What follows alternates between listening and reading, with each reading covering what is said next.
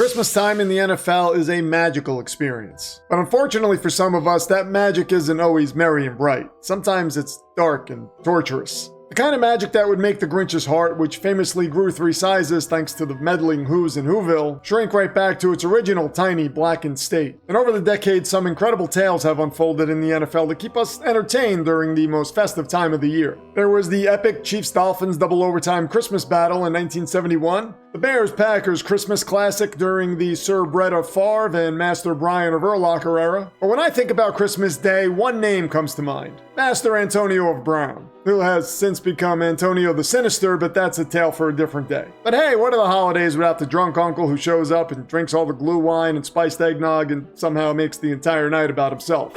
So Antonio Brown is the uncle you're referencing? Yes, Josh, and Terrell Suggs would be the battle-tested warrior warming his boots by the fire, ready to leap back into battle the moment the holiday merriment gets a little too festive, if you know what I mean. But you know what? Let me rewind and explain to these good people how we got here.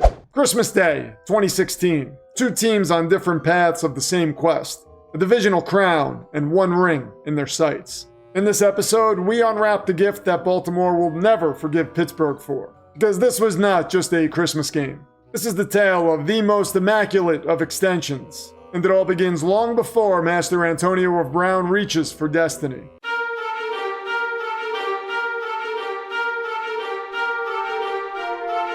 Now, if you looked at the Pittsburgh Steelers' 2016 journey, you would think it was a perfectly fine and competent journey. But if this were a fantasy novel, it played out a lot like Frodo's journey in the Fellowship of the Ring. Dramatic highs and crushing lows mixed with, to borrow a line from Gandalf, older and fouler things than orcs lurking in the dark places of the world. Now, I don't mean there were actual monsters lurking around, unless of course you want to count the 2 cameos from Belichick and Brady. The point is, this season had its fair share of obstacles. The Steelers got off to a hot start, with a convincing beatdown of the team now known as the Commanders of Washington, followed by a 24-16 victory over the Bengals of Cincinnati in Week 2. And then Week 3 happened. Just a short journey from home in the land where the Eagles of Philadelphia dwell. The Pittsburgh Steelers marched boldly into enemy territory, and immediately discovered, to the shock and awe of every humble villager in Pittsburgh, that they could not breach the Eagles' defensive barrier. Basically, they couldn't score a touchdown, and they only put up 3 points total. So to keep it in Lord of the Rings terms, this was not the Fellowship nobly resisting the Nazgul. No, this was the Nazgul absolutely obliterating the Fellowship within the first 5 minutes of the movie. Just roll credits, because Middle-earth is doomed. Anyway, after that devastating 34-3 loss, the Fellowship of Pittsburgh regrouped and unleashed every ounce of hellfire they could summon upon the Chiefs of Kansas City. You know, back before young Patrick of Mahomes arrived in the kingdom and rapidly ascended to knighthood. And then after that, Pittsburgh went on to absolutely embarrass the New York Jets by a score of 31-13. You know, I really hate when a story has a Jets loss in it, and unfortunately for me, many do. Anyway, at 4-1, it looked like the fog had lifted, and Pittsburgh was ready to lay waste to anyone foolish enough to challenge them. But then there was a slight hiccup. The kind that comes after a night of all-you-can-drink mulled wine at the local pub. The kind that felt like Mike Tomlin walked into the locker room and said, "Hey guys, what do you think we can do to make the middle of the story a little more interesting?" And the answer came in the form of a 4-game losing streak to the Dolphins, Patriots, Ravens, and Cowboys. Now that I sit here and think about it, I have to really applaud whoever wrote this script. Because adding Bill Belichick and Jerry Jones to any story that could, use a little more terror is a pure stroke of genius. Now, I always say things change quickly in the NFL. And the Pittsburgh Steelers going from 4-1 to 4-5 is the type of emotional roller coaster that keeps self-help gurus and therapists employed. And the villagers of Pittsburgh were spiraling harder than Jets fans in '99 when Vinny Testaverde's Achilles popped in Week 1. Then also in 2023 after Aaron Rodgers' Achilles popped in Week 1. Being a Jets fan is an exercise in mental anguish on par with the way Vecna infiltrated people's minds in Stranger Things. Only his method seems way less painful. Anyway, after those 4 losses, the Steelers of Pittsburgh fell back, regrouped, and concluded they could not afford another collapse. Not if they wanted to rule the NFC North Kingdoms in 2016. So they continued traveling the landscape, leaving behind the corpses of the Browns of Cleveland, the Indianapolis Colts, the New York Giants, Buffalo Bills, and the Bengals of Cincinnati for a second time. Suddenly, carrying the weight of a 9-5 record, they opened the gates of Pittsburgh and demanded the presence of the 8-6 Baltimore Ravens. A battle to the death on the Yule-tidiest day of the year, or to put it in more modern terms, a Christmas Day game that could not only determine the fate of the AFC North, but also eliminate the Baltimore Ravens from playoff contention altogether.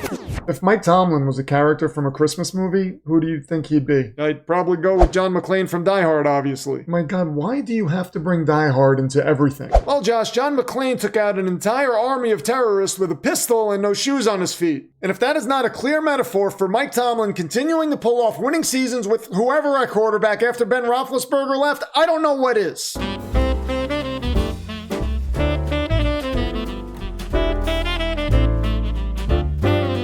Sometimes the only way to reclaim the glory of your past is to leave the place that broke you. And that single sentence sums up the entire history of the Baltimore Ravens.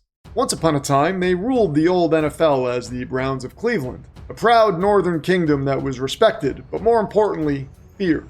But then, the world shifted. A coven of witches emerged, and for the purposes of this story, we'll call them the Super Bowl era coven. And they cursed the very soil the Browns had built their legacy on. And slowly, the kingdom's power began to rot away.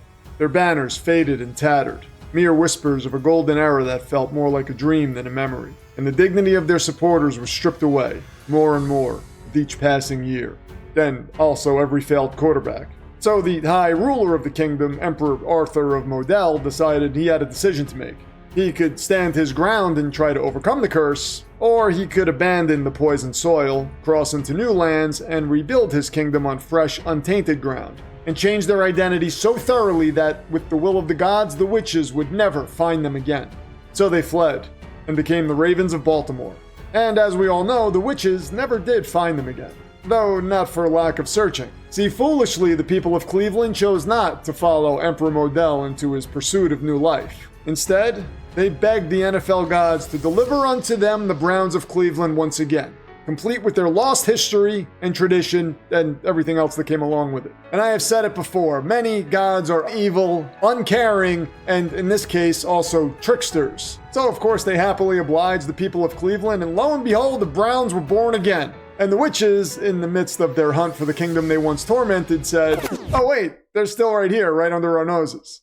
And then proceeded to make the curse even stronger. And the moral of the story is be careful what you wish for. Because, well, the Browns fans of old could have followed the Ravens and, maybe experienced a little joy instead of generational torment. Now, I know there are Ravens fans out there watching this saying, "Hey, what are you talking about? We've suffered too." And to you, I would say, telling a Browns fan, or in my case, a Jets fan, that you suffered is like Magneto complaining to regular powerless humans that people stare at him funny because he's a mutant and, it makes him uncomfortable. We'd be like, okay, but you can levitate inside a magnetic force field and also throw tanks at people, so you know what? Maybe suck it up. Now, the Ravens' journey during the 2016 season was not unlike Pittsburgh's. After starting out 3-0, they promptly lost their next 4 games and went into their bye week with a 3-4 record. Apparently, multi-game losing streaks were a rite of passage for AFC North teams that season.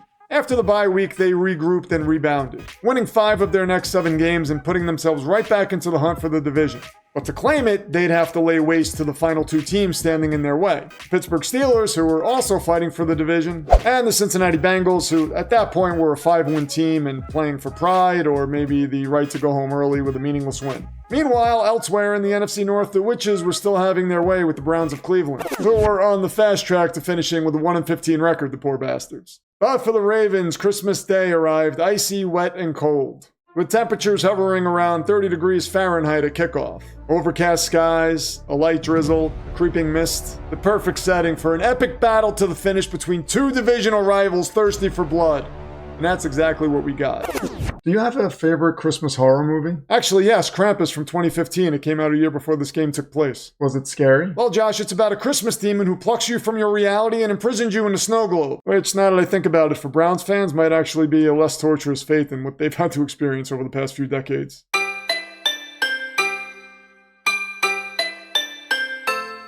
Christmas Day 2016. Heinz Field was a modern-day Roman Colosseum, carved from cold steel and seasoned with a blizzard of terrible towels. A place where 65,000 villagers gathered under gray winter skies, hungry for war. 2 kingdoms, 1 divisional crown, and 1 holiday spirit ready to traumatize an entire fan base. The Pittsburgh Steelers struck the first blow. A battered and battle-worn Ben Roethlisberger, still recovering from the meniscus he tore back in October, launched a 20-yard strike to Xavier Grimble to give Pittsburgh a 7-0 lead. But the Ravens' fearsome defense held the Steelers in check, long enough for their once great and now disgraced former kicker Justin Tucker to summon 2 field goals. One from 41 yards and one from 38, cutting Pittsburgh's lead to 7-6 heading into halftime. A minute and a half into the third quarter, Joe Flacco found Steve Smith for an 18-yard touchdown, giving Baltimore their first lead of the game. And it was now 14-7 after a successful 2-point conversion. Chris Boswell cut it to 14-10, and Tucker answered from 46 yards. And then again from 23, giving Baltimore a 20-10 lead as the fourth quarter began, a nice 2-score cushion. But like any great warrior given the choice between surrender and survival, Pittsburgh clawed back. Le'Veon Bell carved through the Ravens' defense for a 7-yard touchdown, putting Pittsburgh within 3. And minutes later, Ben Roethlisberger hit Bell on a checkdown, and he slipped into the end zone to give the Steelers a 24-20 lead with 7 minutes remaining. Then came the question, could Pittsburgh channel the steel curtain of old and keep Baltimore out of the end zone? And the answer arrived, just not in the form they hoped. Ravens fullback and human battering ram Kyle Juszczyk clawed his way through the Pittsburgh defense for a 10-yard touchdown, and the Ravens led 27-24 with just a minute and 18 seconds left in the game. Juszczyk later admitted that he thought the game was over at that point, and honestly, why wouldn't he? I mean, the Ravens had one of the league's best defenses, and they had already intercepted Roethlisberger twice in the third quarter. Also, their run defense was absolutely elite. Pittsburgh, meanwhile, was limping through injuries, and wide receiver Martavius Bryant was suspended. So outside of Le'Veon Bell and Antonio Brown, the Steelers were fielding a cast of names that probably not even the most loyal fantasy football waiver wire addicts would recognize. But Ben Roethlisberger believed in his men. Guys like Eli Rogers, Jesse James, and DeMarcus Ayers delivered whenever their numbers were called. And slowly, methodically, Pittsburgh marched downfield as precious seconds bled off the clock. And then they reached the 4-yard line, and Roethlisberger spiked the ball with 14 seconds remaining. Time for one crack at the end zone before bringing Chris Boswell out to try to force overtime. And what happened next was a Christmas miracle of epic proportions. Well, for one team at least. Roethlisberger took the snap from the shotgun, pumped, fired, and the ball left his hand like a heat-sinking missile aimed at Antonio Brown cutting across the 1. 3 Ravens converged instantly.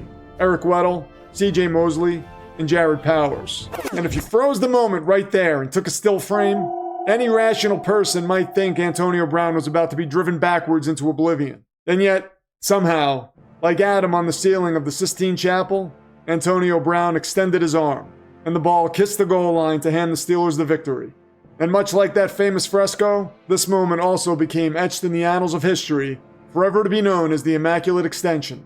Now, sometimes when something legendary happens, we tend to focus more on the miracle and overlook the tiny details that made it possible. And in this game, there were small gears in the machine that turned fate in one team's favor. Because as Ben Roethlisberger took that snap out of the shotgun, to his right stood Le'Veon Bell. And the instant the ball was snapped, the Steelers' offensive line shifted right, leaving one Baltimore Predator, Terrell Suggs, with a clear path to deliver a hit that could have ended the game, the season, and maybe Ben Roethlisberger's entire skeletal system. Disaster loomed, but Le'Veon Bell, like a gladiator refusing to let harm come to his king, recognized the danger instantly. He raced across and threw his body into the path of Suggs, the way a brave ranger in Dungeons & Dragons might throw himself on a magical exploding mushroom left behind by some malevolent warlock. And that move gave Roethlisberger the fraction of a second he needed for him to deliver that ball to Antonio Brown and seal Baltimore's fate. So Le'Veon Bell, some might say, was the true unsung hero of this tale. The reindeer whose glowing red nose lit Santa's path so he can deliver a divisional title to Steelers fans both large and small. And as for Ravens fans, well, Christmas was, of course, totally ruined. But when you sit back and think about it, it really was all for the best. I mean, we can't have winners in this world unless we have a few losers too, right, Ravens fans? Do you think a Jets fan is really in a position to call Ravens fans losers? Well, if that Jets fan is sitting in this chair and making a video about a game they lost on what's supposed to be the most joyous day of the year, then yes, Josh, I absolutely do.